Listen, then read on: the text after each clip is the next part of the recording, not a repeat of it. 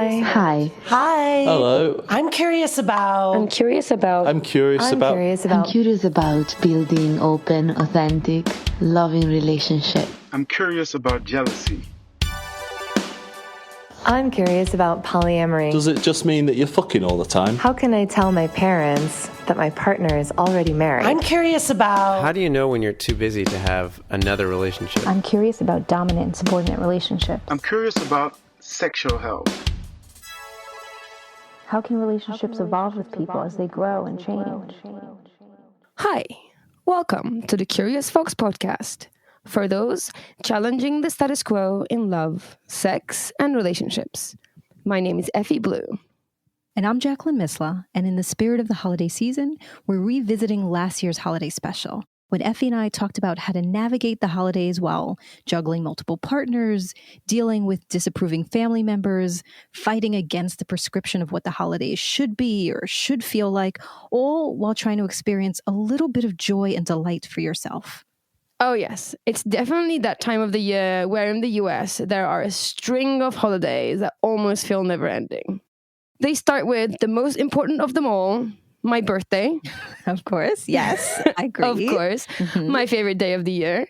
Followed by Thanksgiving, Christmas, Hanukkah, New Year's Eve, Valentine's Day. And with them, holidays can bring as much joy as tension. And in this episode, we make some suggestions on how to potentially ease that tension by talking to partners, scheduling smartly, and frankly, just making up your own traditions.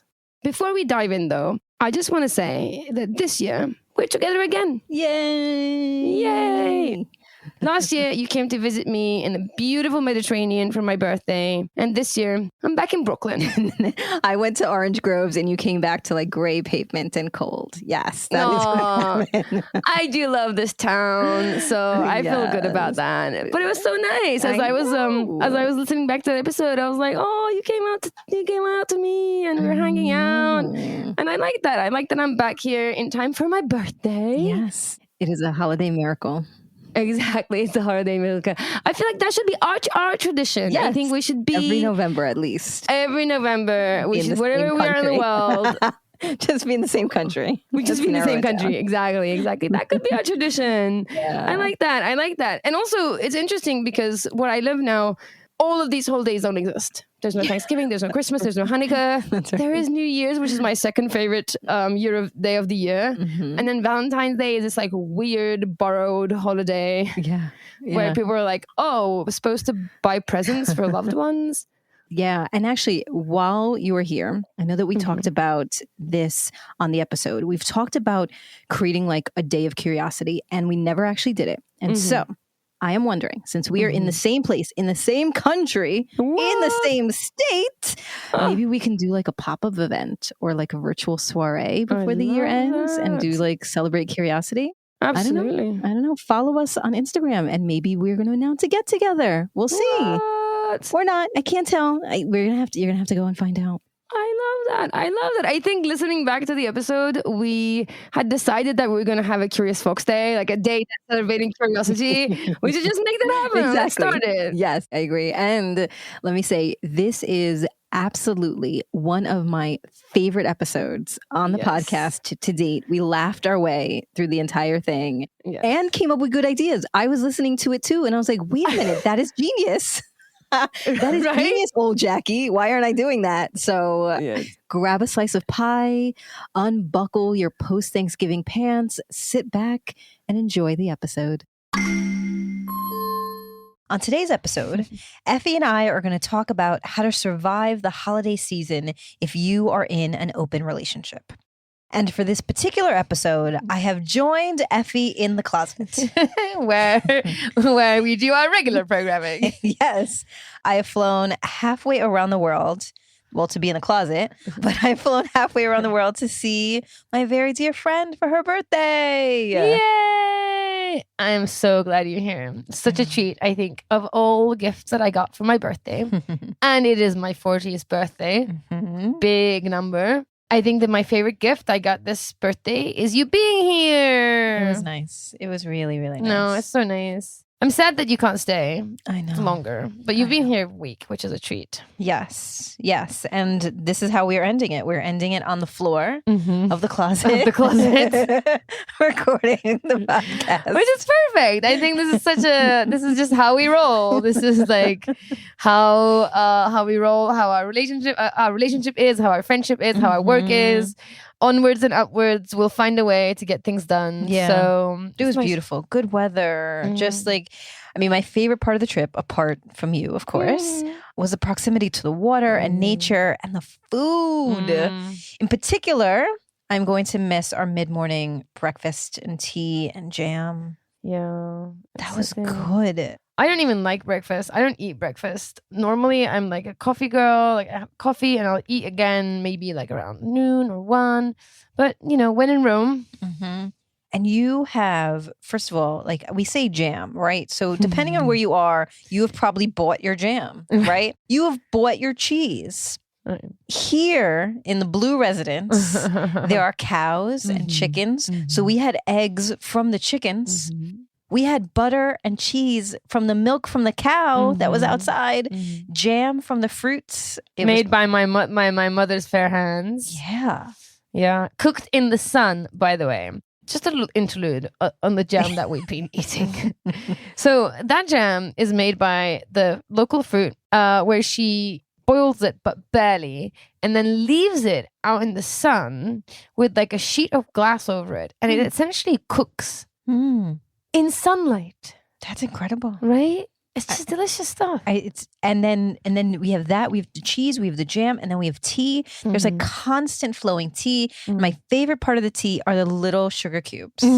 Like now I've gone back in my mind, I've made notes to myself saying things I need to introduce into my Brooklyn life. It is tiny glass tea cups and sugar cubes. Right. And the little spoon. And the tiny little spoon. There's like little spoons and there's little tiny glass cups and little sugar. It's like this tiny, delicious world that I have been living in for the past week. Yeah. And the sesame bread.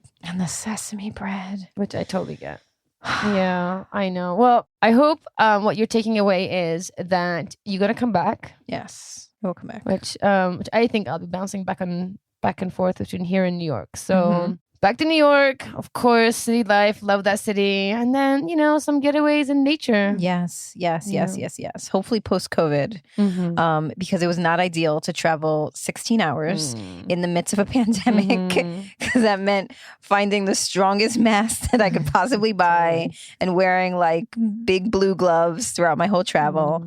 But actually the real downside, apart from all of that, was going away and having like a number of people who miss me and love me and are waiting for me. Well, that's I was going to say that's not really a downside. Right. People loving me and missing me is not the downside. Boo! I'm like, the worst part is how everyone loves me and misses me. It's just terrible. No, I should clarify. The downside is figuring out how and when to spend time with everybody when I get back, because that's really complicated. It is. Yeah. It is. Well, we do say the hardest part of non-monogamy is scheduling for a reason. Yeah. And often when we say that, people think that, it's for date nights. No, people, we mean life. Scheduling life. Yes. Because I am arriving the evening before Thanksgiving. So I'm actually going to be navigating both seeing everyone and making up time for being on this trip and splitting my time with the holiday celebration. That's some scheduled gymnastics. How are you doing that, Jackie? I'm going to spend Thanksgiving with my partner and my daughter while my wife takes a few days to herself. And then my daughter and I will spend the second half of the holiday weekend with my wife.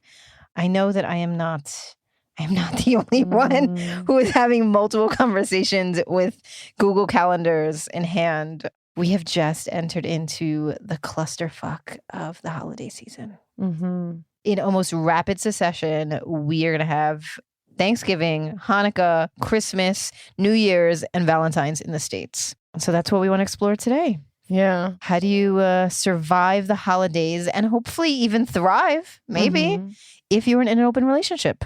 For sure. The holiday season can definitely be a minefield for those who have non-traditional, non-normative relationship structures.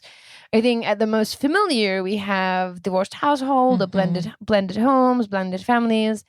And then when you enter the non-monogamous territory with potentially multiple partners, multiple households, chosen families, it gets complicated pretty quickly. And people can get hurt pretty easily. Yeah. Yeah, I think that's one of the things that I am mindful of is I really do certainly love, as you know, my daughter and my partners are texting me and saying that they miss me and can't wait till I get home. And I think part of that is what's on my mind is, you know, there's like the who do you see first? Who do you call first? Who do you video first when they know, like right now after this podcast episode, like everyone knows I'm recording this and they're like, reach out to me afterwards. And like, what's the order of the reach out? And you don't want anyone to get hurt. And, For sure. Yeah, no, absolutely. Absolutely. And by the way, so we know this podcast is going to drop the day after Thanksgiving. So let's pause for a second and let's send virtual hugs to those who struggled over the holidays and high five to those who survived. Well done, everyone. Good job. One holiday down, 4 to go. Good work. For sure. It's hard. Yeah. I feel like 3 main issues come up, right, during the holidays. I think one is getting everyone around the same table, right? And that's if it's available to you, right? It's not available to everyone. It's not available if not everybody wants to be around the table. But even if they do, just to make that happen, make sure that it's exponential, right? It can grow quite quickly. If you have a partner who has another partner, who has another family, who has another... Like by the time you sort of get everyone around the table, it's kind of hard. Even if everyone's willing, it's just like, it's hard.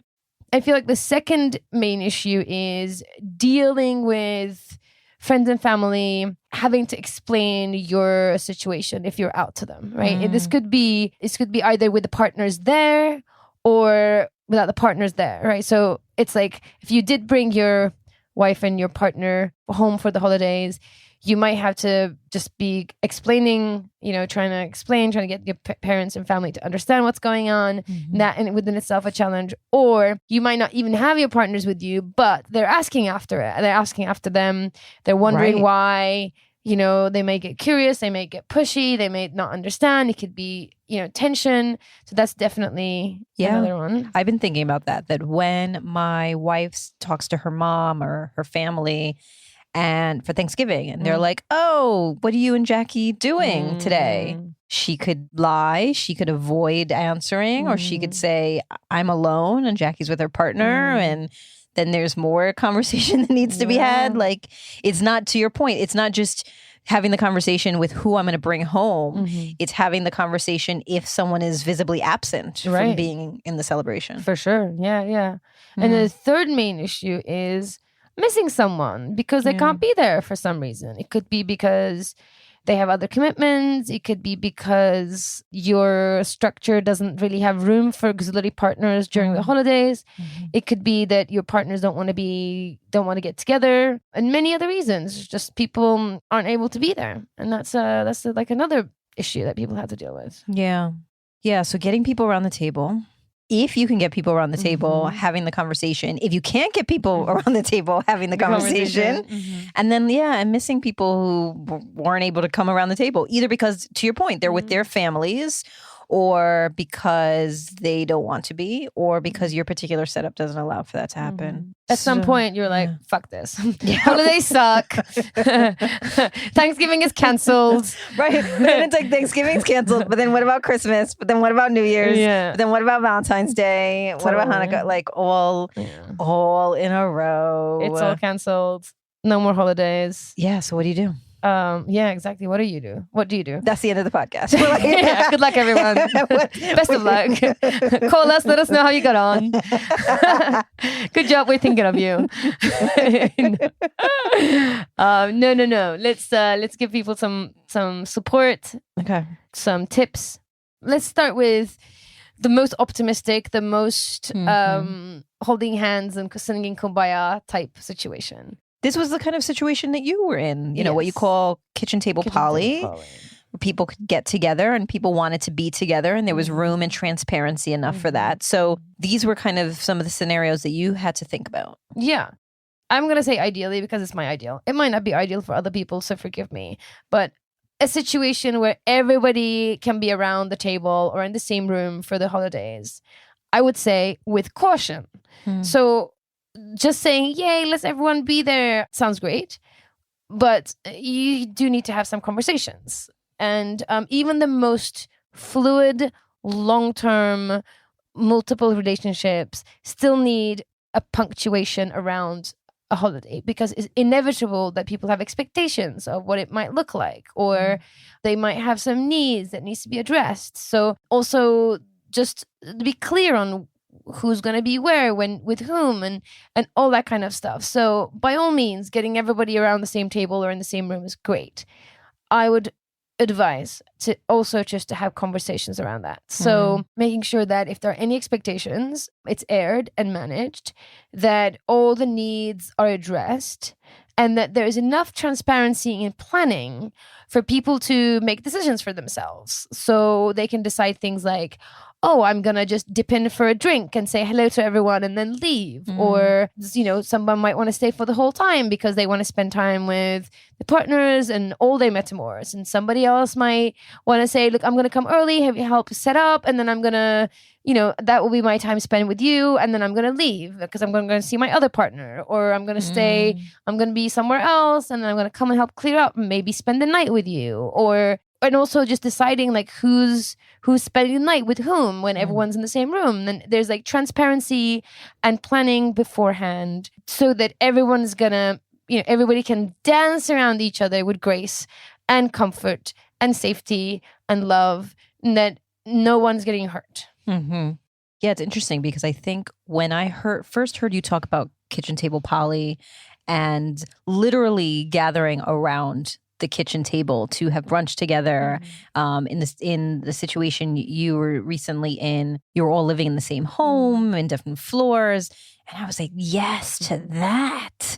Like first I thought to myself, is that a thing? Like, is that allowed? Do people know that you're doing that? Is that a thing that everyone's okay with? Then once you said, yes, that's allowed, you can do that, I was like, I want that thing. And I wanted that thing for a long time. And then quarantine happened and I got a little taste of that thing. That thing's a little harder than I thought it was going to be. We, in the beginning, back in March and April, my wife, my partner, my daughter, and myself all quarantined together for 3 weeks. This was the first time that we had all stayed together. And it was lovely, honestly. It was drama-free. It was lovely. We had meals together. We cooked together.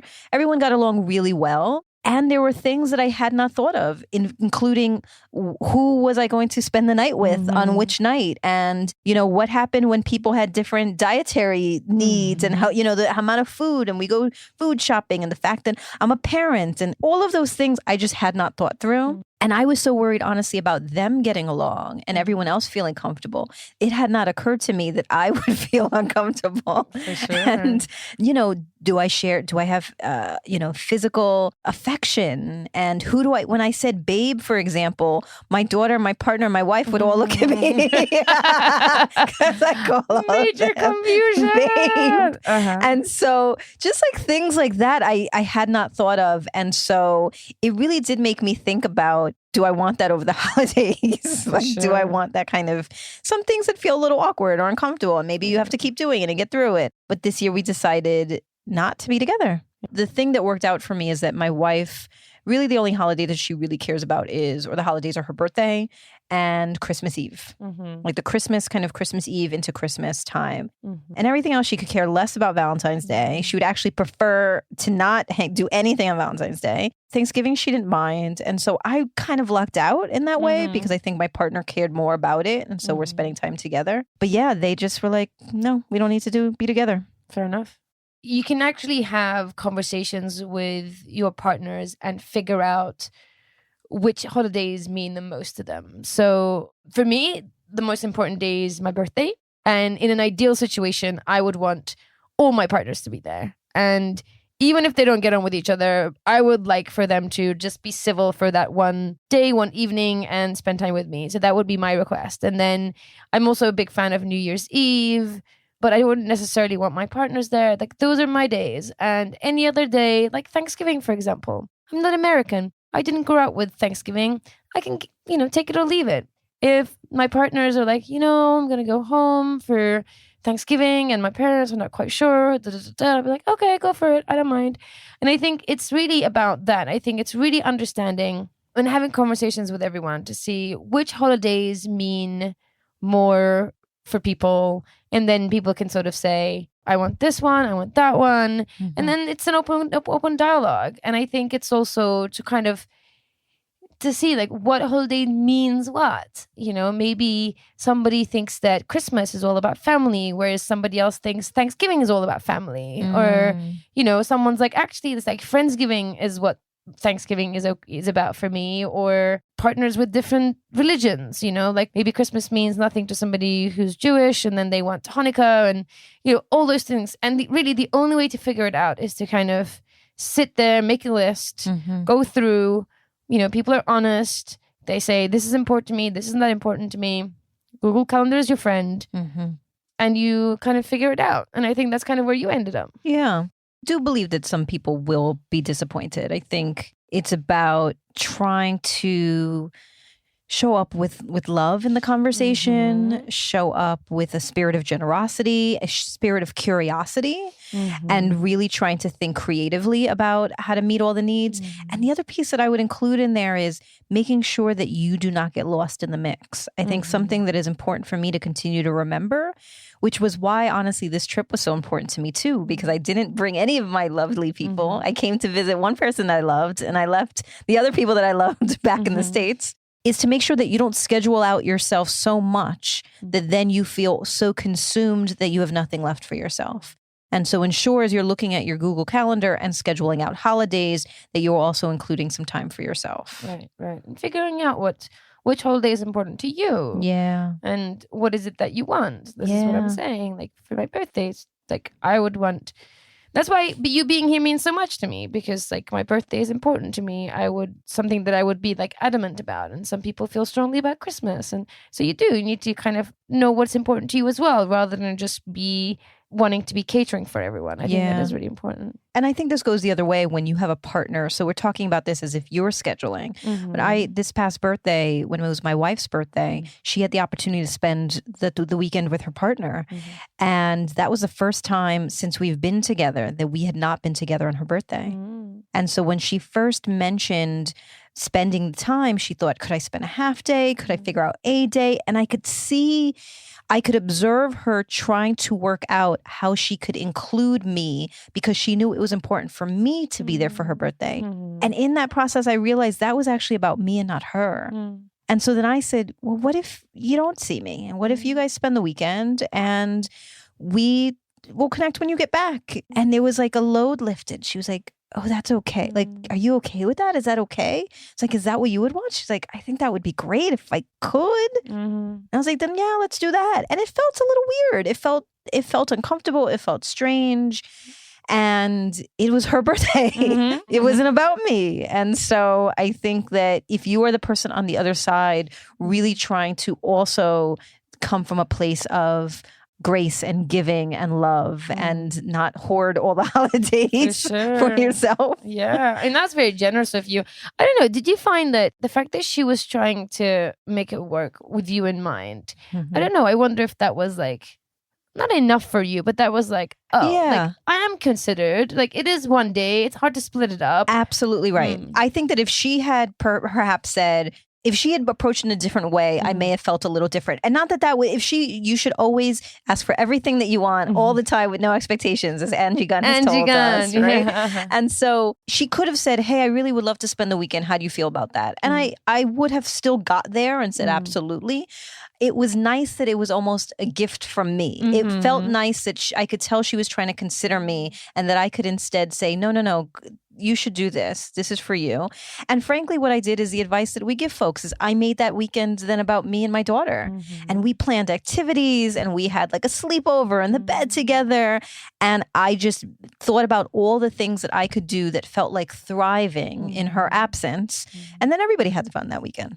Great. Exactly. It's amazing. And I think isn't that also the holiday spirit? Yeah. Isn't that literally the holiday spirit of most of these holidays? And let me say, I feel really grateful that we got to a place where I could see her spending time with that other person as not taking away from me or being about me or choosing me or all those things. Like I feel grateful that I could realize, as you said earlier on, like it's not just about scheduling date nights. It's about a life, scheduling a life. And what that means is there were many other days that we could schedule together. Absolutely. I think I would say that's the next thing that it's worth mentioning is like as a suggestion, that letting go of stories around what does it mean for people to do whatever they're doing during the holidays? So what I mean about stories is like, well, if they loved me, they'd choose to be with me during this holiday. Or they don't care about spending time with the family because they are choosing to be with their partner. Or I'm clearly not a priority. Or anything like that. Meaning really sort of coming up with stories around the holidays. Because ultimately, holidays are not a test. They're a day that you have to sort of make work, and you need to figure out how to do that, and coming up with a story around it isn't helpful for anybody. I think that's huge. I think I just need you to pause there and just repeat that. Holidays are not a test. They are not a test, people. They feel like a test. Yeah. They test my patience. Sometimes they test the elastic in my pants. They test my budget. They test a lot of things. I think that there's enough pressure embedded in a holiday, embedded in getting together with family, and what are people going to cook, and the cost of gifts, and and all the things, particularly in the midst of COVID, for it to be then now a test of your love and polyamory status or hierarchy. Yeah, too much pressure. Yeah. Yeah. No, they're not a test. They are not a test. There's something that you need to navigate and negotiate, but not something that you're gonna win or fail, or you're gonna, get a gold star or fail at. It's just something that you have to figure out, and you do that through, surprisingly enough, communication. Yes. You're gonna do that thing, the communication thing, and you need to also compromise. You need to be caring and compassionate, all the C's. Yes. And figure it out as adults. If for some reason you're not getting exactly what you need, somebody has a commitment that they just can't break, or there's travel involved, or I can think of a million reasons why you might not get exactly what you want on this holiday, on whatever holidays, then okay, well, problem solve, create a problem solve. Yeah. What else would feel good? Would text messages feel good? Would calls feel good? Would video call present opening feels good? So just think creatively on, okay, you can't have exactly what you want. That sucks. I'm truly sorry. Let's move on. Let's make the best of the situation. What can you do? Let's get creative. Let's negotiate. Let's problem solve. Yeah. I'm thinking about my daughter who, her father and I are divorced. And so she has separate houses and separate holidays and separate things like that. And there's a piece of her that feels certainly that she wishes that we were all together. And we make times to do that, particularly on days like her birthday. But she also is excited to have like 2 Christmases. She has like 10 Christmases, first of all, because we get together with my family, we get together with my wife's family, she gets together with her dad's family, then she has something with just the 3 of like she has like 100 Christmases. And so I think we need to embody like the divorced child who gets 1,000 birthdays and holidays. Nice. And just be happy that we get to continue to celebrate. Like, for sure. Yeah, no, exactly. And I think it's what we make of it, what we believe. Like we can believe that our partner not being there means they don't love us, or we can believe that the effort that goes into making that day special some other way really signifies how much they feel, how much they care about the relationship, or how much you care about each other. It's just about what you choose to believe. Yeah. So choose well, folks. Choose well. Choose wisely. Yeah. And let me say, I'm saying this also from the place of that was me. I did feel like I wasn't chosen if I wasn't chosen. And I felt like that was a statement. And I did feel territorial about days, about places. At some point in my relationship, I was like, here are the list of restaurants. Not even that. Here, like at some point I was like, all of Brooklyn is off the table. And then I was like, okay, fine. Dumbo, can we go to Dumbo? Okay, that restaurant in Dumbo. Like I would be negotiating spaces. And then over time, it didn't matter anymore.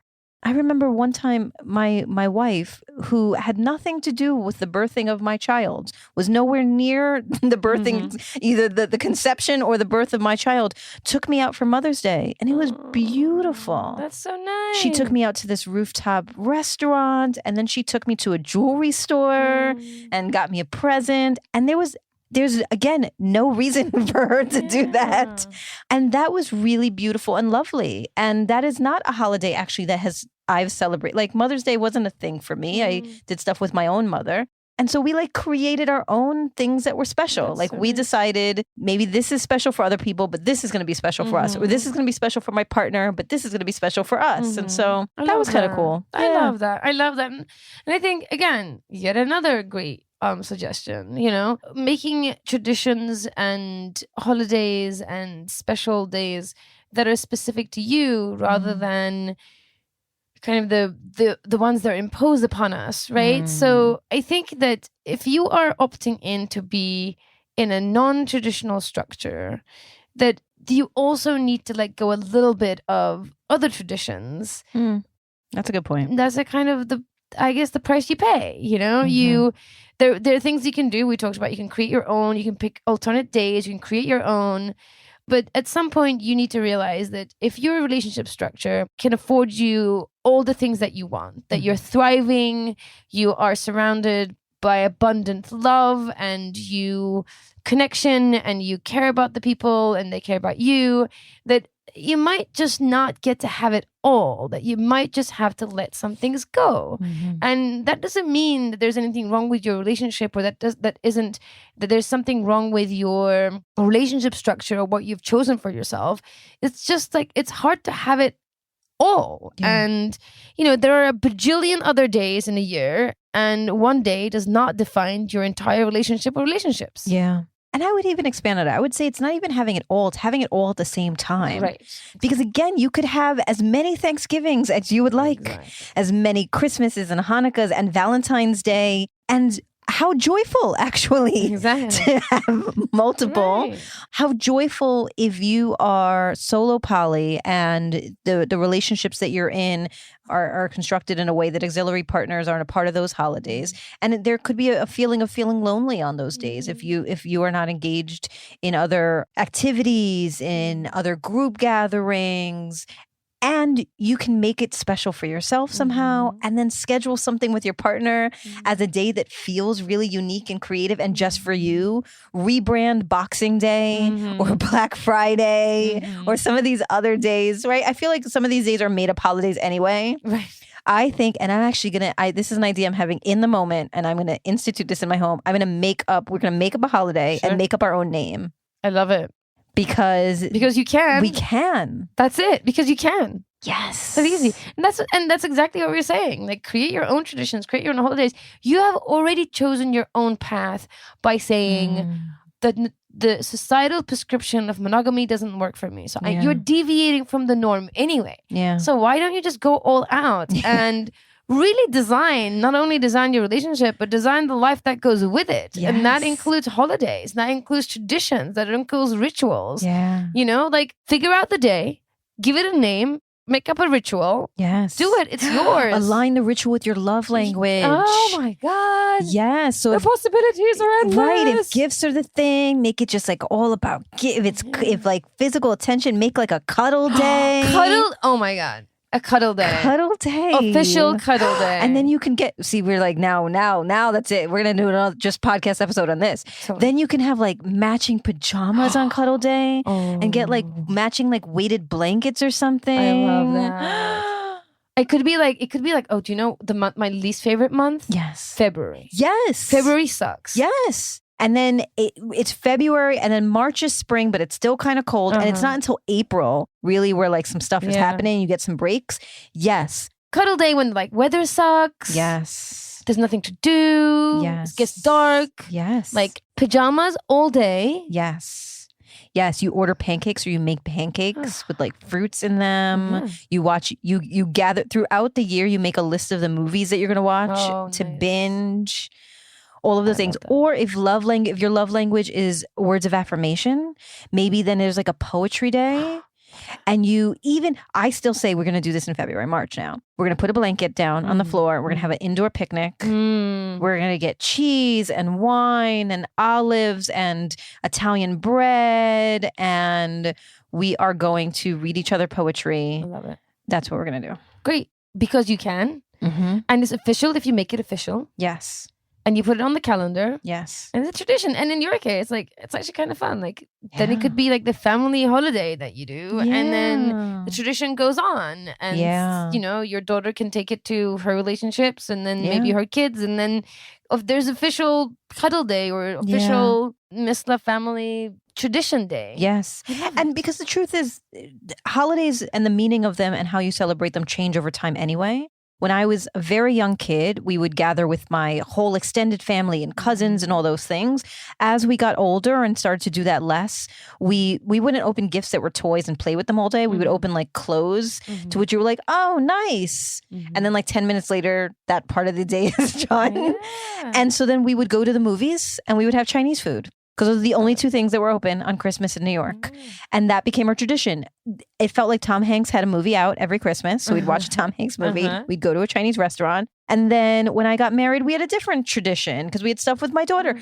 And so this idea that there is tradition with like a capital T that has been going on for generations is just not true. It's not true. And so then now it's a new phase and you start a new set of things to do. Now, what happens if you can't find people to do things with on particular days? Well, the thing that we go back to with any of these things, community. Yeah. It's really important that we nurture relationships beyond our romantic relationships or romantic entanglements, that we have friends, we have family, we have community where we can also gather, if this is what we want, to celebrate whatever holiday is coming up. So I'm a big fan of Friendsgiving. Like, Thanksgiving as an immigrant who didn't grow up in the US, I don't quite get it. I don't have any affinity to it, but I have been invited to many Friendsgivings and it's great. Let me say, as someone who grew up in the United States and knows the meaning of Thanksgiving, I still don't get it. I mean, I get it in a way that's like not good. Like the origins of most holidays are problematic. But this is, again, we keep going back. It's what we made out of it. Exactly. And so, yes, community, creativity, communication. Yeah. And also, let's just throw in all the seeds. Commitment to having fun, right? You can commit to like, if you want to make the most of it. Yes. Or if you want to have a specific experience, you can do that. You know, you can really just be creative with it and do the thing. And that's fair. Having a community to rely upon or to lean on are important in any situation. And in situations like this, it becomes even more crucial. Yeah. So I remember when I didn't get my way and, you know, if my wife was out or something, and, you know, even my partner, when she started dating someone, and there would part of me that it would like tantrum for a little bit and, you know, would spend, let's say if they were out, would spend the night like checking locations on phones or huffing and puffing or being mad about it. And then at some point I was like, what am I doing? Like, I'm just wasting, to your point, around like I am choosing to be miserable versus choosing to have fun.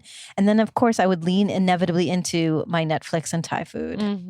That is my go-to. joy. It is joy. Yes. I get to watch as many, you know, episodes of whatever the thing is. I can eat all the Thai food that no one else wants to eat except me on my own. Choose fun. Choose fun. Absolutely. Absolutely. And realize that with all the best of intentions, with all the planning, with all the transparency, with all the communication and everything in place, things go wrong. So that's not the end of the world. Don't fret. There'll be plenty more room. There'll plenty more opportunities. You can always try again. And if things don't go well, if people get hurt, people feel left out, people feel sensitive and sad, whatever happens, pause, take a deep breath, apologize, figure out how it can be better the next time, figure out what it takes to make it up to them, and onwards. You know, it's like, you're not going to get it right. Sometimes it's going to suck. It's going to happen. So just apologize and see what went wrong and see if it can be avoided next time. And if you're on the receiving end of this, if you got hurt somehow, you felt that you left out, that you maybe thought that you were going to see somebody and you didn't, or something happened and it didn't go well for you, I'm sorry. It sucks. I can see how it's hard to ignore, like when everyone's like having fun, it's all over social media, and then you for some reason got missed out, or you felt hurt, left out. It sucks. I hear you. I'm sorry. It's hard. Think about it. Figure out how you want things to be different the next time. Be willing to communicate. Hopefully you're with people who will hear you, who will understand, who can help you feel better, and maybe plan things in a way that maybe you could try something else the next time, and be willing to forgive and move on. Because that's what the holidays are about. And again, particularly during these few months, there's going to be another holiday right around the corner for you to try again. And maybe the people who did not celebrate Thanksgiving together could buy each other little cheap gifts on Black Friday. Yeah. Black Friday's a day for shopping, apparently. Yes. Funny you should say that. I've been seeing Black Friday ads around town, and we don't even celebrate Thanksgiving around here. And there's like Black Friday ads everywhere. I don't know. It's weird. It's like shops. It's an import from the It's US. an import holiday. It's like crazy. I don't even think people know that Black Friday is about Thanksgiving, and we don't have Thanksgiving. It's all very, very, very confusing. What does Black Friday even mean? I think it's because it's sad and Black Day in America because people are physically assaulting each other for TVs. I think people are just like physically stepping on each other to buy like cheap merchandise, and it's like a sad and black experience. No, actually, I think it has to do with like businesses finally being in the black financially after Thanksgiving because of the holiday season. But I think that the first explanation feels more fitting. Yeah, no, I definitely, yes. I have seen like the surges into stores where people are like, it's like the opposite of holiday spirit for sure. Yeah. So don't trample on anyone this holiday season. Instead, determine what the holidays mean to you and which ones are the most important. Ask your partners and significant folks in your life about their perspective on the holidays, and then just be creative. Celebrate in new ways, celebrate new made-up holidays, and design experiences that are meaningful for you and the people that you love. Love that. Oh my God. I have to say, I totally agree with you. This is one of my favorite episodes that we've done. I don't know. Is it bad that I laugh at ourselves? Like listening to it walking down the street, I was laughing out loud to myself and you and our banter. I don't know. I was just like, is this really egotistical, or are we just really funny? At least at the end of the day, if no one else listens, we are amusing ourselves. That is. I know. I also have this like weird sense of satisfaction that I can listen to myself, and instead of cringe, I got to a place where I could laugh. And like this episode is so much fun that I'm like able to breach the cringe factor, go straight into humor. I feel like all of our holiday ones, if you have not listened to our Valentine's Day episode, immediately after this, scroll through and find the Valentine's Day one. That also is great. That was good. You're funny on the holidays. And the recent Halloween was fun too. Yes, that's right. And then if you didn't listen to Halloween, see, look at this. We're just... I know. Yeah. We're trying to guide you through the post-Thanksgiving, headaches and belly aches. We're going to ease it with some laughter. Yeah. Some of these episodes are, if I say so myself, rather timeless. Mm-hmm.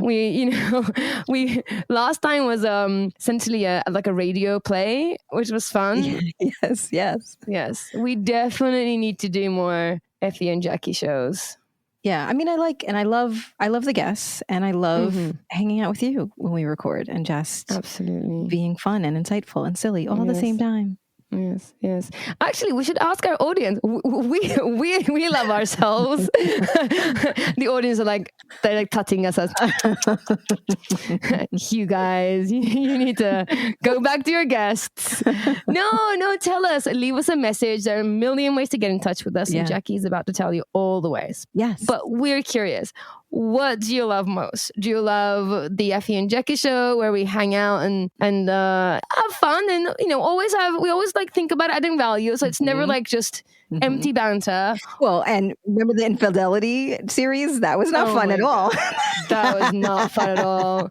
That was like for no reason at all. I'm like, let me just like rip my heart out, rip it open, put it out there into the world. Yeah, so we'll it was laugh like painful. We'll cry with you. Cry. Exactly. Right. So the Effy and Jackie shows, do you like those? Right. Or like, do you like the guests? Do you like it when we have guests on and we're kind of more focused and, you know, we get our curiosity on and really think through our topics and have deep chats with our guests? Which ones do you prefer? Yeah. Let us know. Yes, let us know. For more of Effy and Jackie's silliness and insights, for more curiosity, then you can find us on Instagram, Facebook, and on our website, all under the name We Are Curious Foxes. We are working very hard, as you know, to increase our reach, and we need your help. This is your holiday gift to us.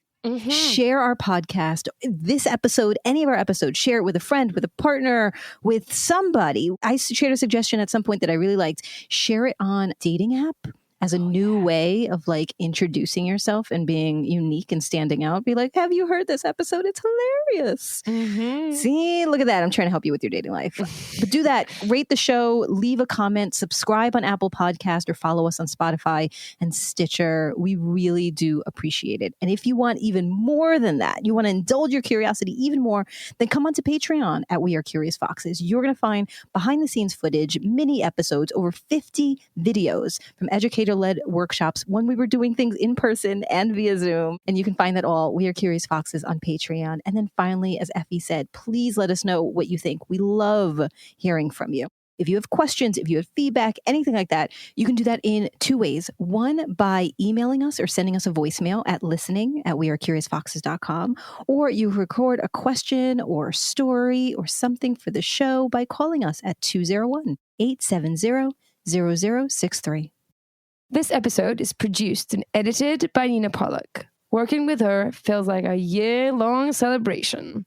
Our intro music is composed by Dev Saha. We are so grateful for their work, and we are grateful to you for listening. As always, stay curious, friends. Curious Fox Podcast is not and will never be the final word on any topic. We solely aim to encourage curiosity and provide a space for exploration through connection and story.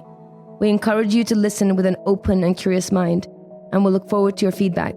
Stay curious, friends. Stay curious. Stay curious. Stay curious. Stay curious. Stay curious. Stay curious.